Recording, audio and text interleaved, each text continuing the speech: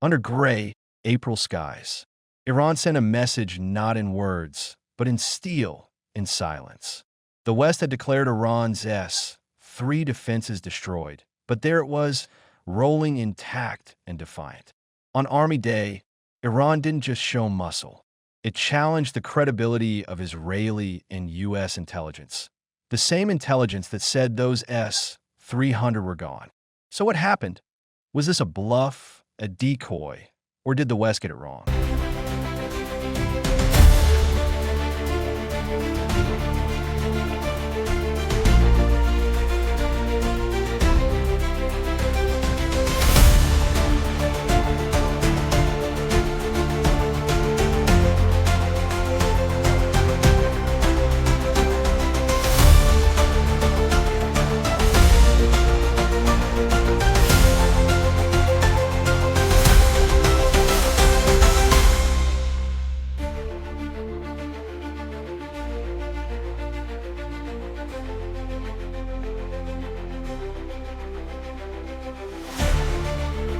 Beneath Tehran's gray April skies, the ground trembled not from war, but from flexing military might. Missile-laden trucks rolled like iron serpents through the capital city. Boots struck asphalt in unison, echoing like war drums across a region already on edge. But behind the clang of spectacle, a quieter question rose like static behind a broadcast. Was this Iran flexing hard power or lifting the veil on a Western blind spot? On Army Day in Tehran, on April 18th, Iran paraded its military might with calculated precision. The centerpiece of a fully intact Russian-made S-300 PMU-2 long-range surface-to-air missile system designed to counter a wide array of aerial threats, along with 96 L-6E radar traversing the capital in broad daylight. This wasn't just ceremonial fanfare.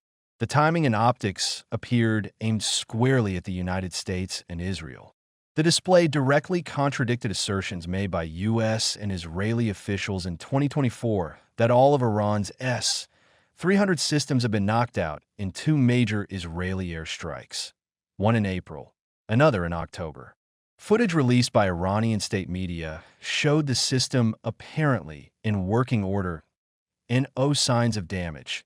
No missing components, just a parade of resilience or deception. So what went wrong with Western intelligence? Analysts suggest several possibilities: misread satellite imagery, the use of decoys, or perhaps even deliberate camouflage tactics Iran has historically employed to protect sensitive assets. This comes at a particularly volatile moment.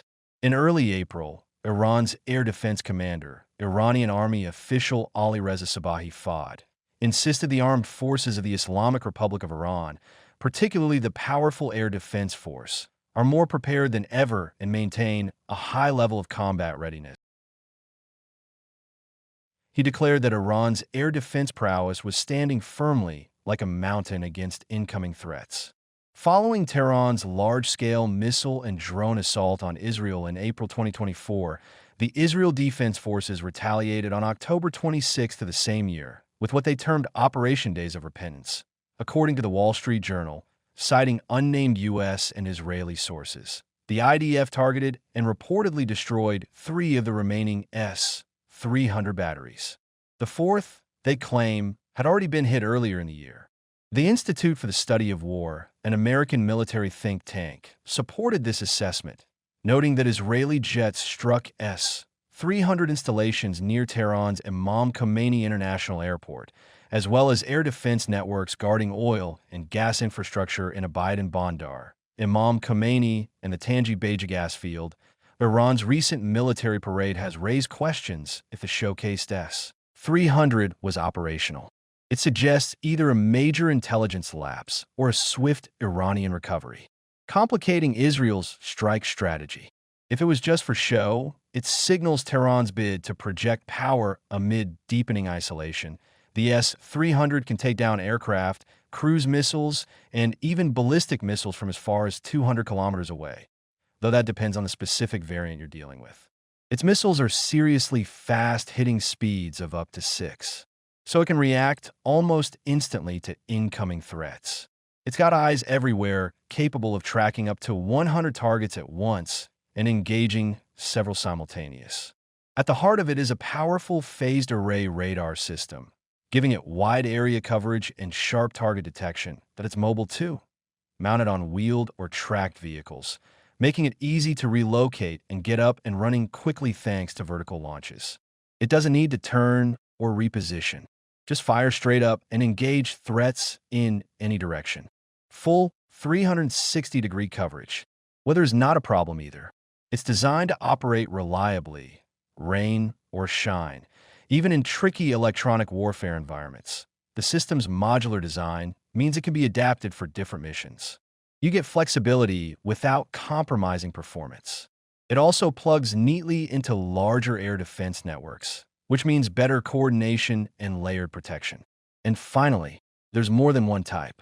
The naval version, called the S-300, sits on warships amid rising regional hostilities and intensifying scrutiny of Iran's military capabilities.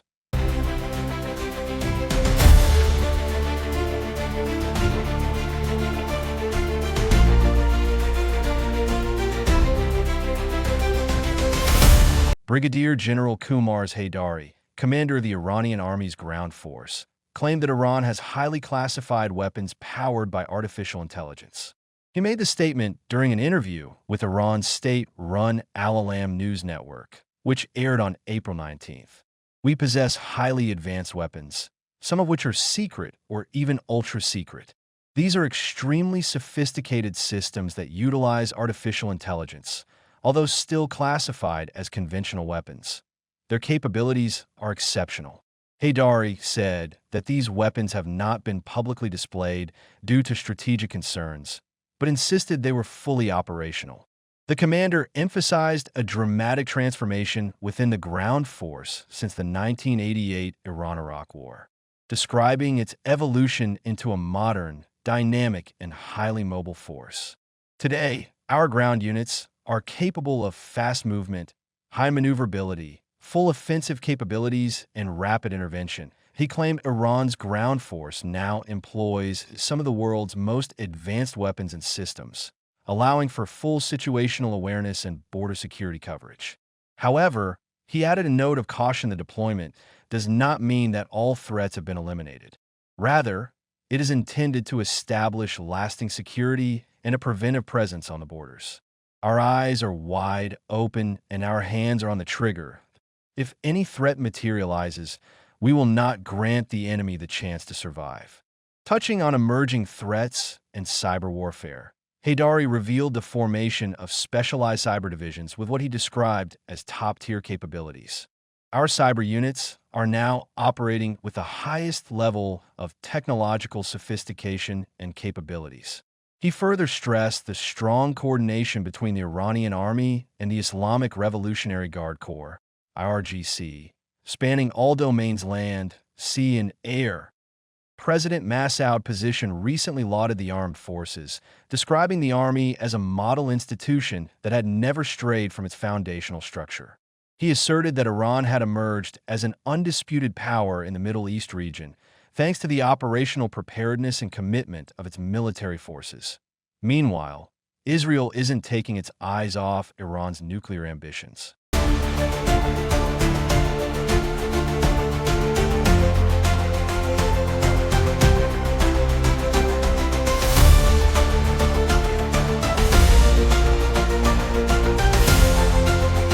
Despite U.S. President Donald Trump reportedly telling Prime Minister Benjamin Netanyahu that Washington isn't ready, at least for now, to back a strike on Iranian nuclear sites, Israeli officials haven't ruled out unilateral action in the coming months, and so on. I also want to say a few words to you about Iran. I am committed to preventing Iran from obtaining nuclear weapons. I'm not giving up on this. I'm not letting up on this, and I am not backing down from this. Not by a millimeter. According to Reuters, one Israeli official and two sources familiar with the matter on the 19th of April said military intervention remains on the table should Tehran move closer to developing a nuclear weapon. Netanyahu, who has long maintained a hard line on Iran, has made it clear any future deal with Tehran must result in the full dismantling of its nuclear program. For Israel, it's not just a diplomatic red line. It's a security imperative. Meanwhile, Reuters, in an exclusive report published on April 19th, reported that Israeli officials, in absence of Trump's backing, now believe that their military could instead launch a limited strike on Iran that would require less U.S. support. It is unclear if or when Israel would move forward with such a strike, especially when talks on the nuclear deal are underway between U.S. and Iran.